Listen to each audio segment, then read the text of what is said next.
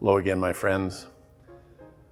Remember that when Jesus went home from Nazareth after his parents found him in the temple, he went back home, and depending on the translation, we are told he grew in wisdom and stature. As he was older, we saw that he had a great, deep understanding and appreciation for the Hebrew Scriptures. Pretty sophisticated understanding of the political fault lines of that society. He understood the relationship certainly between the Romans and the Israelite people, between the different subsections, substrata of society.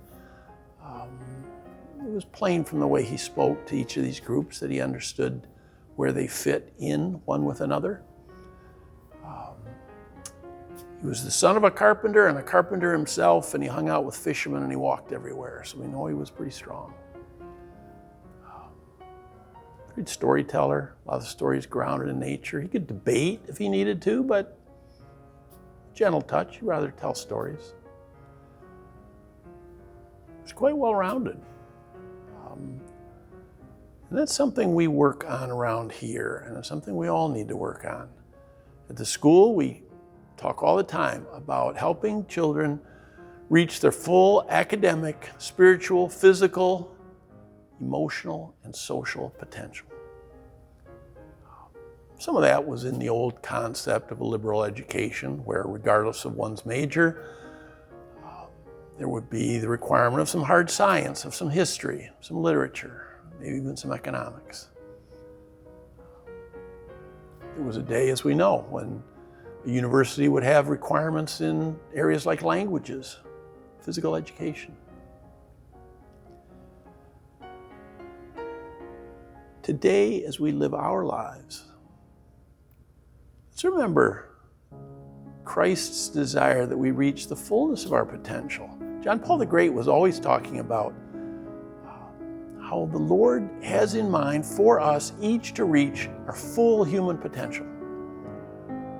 Specialization can be very useful, but let's not deprive ourselves of any of the wonders of the world. For ourselves,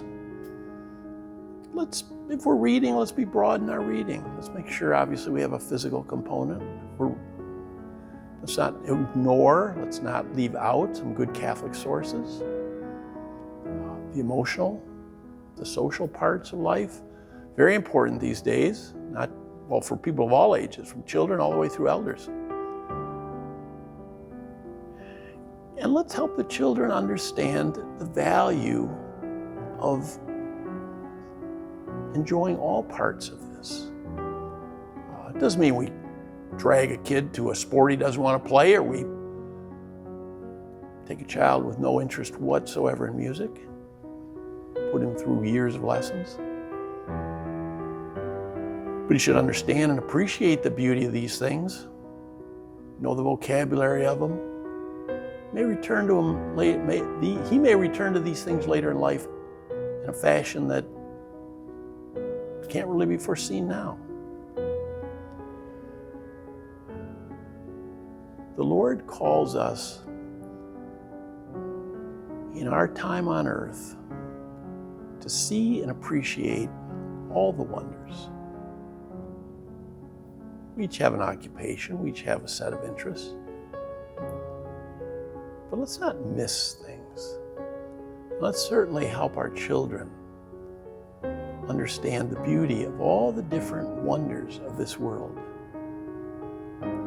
so that we, and certainly they, can grow in wisdom and stature, so we can become who we were meant to be in our minds, in our hearts, in our physical selves, certainly in our relationships with others. May God bless you.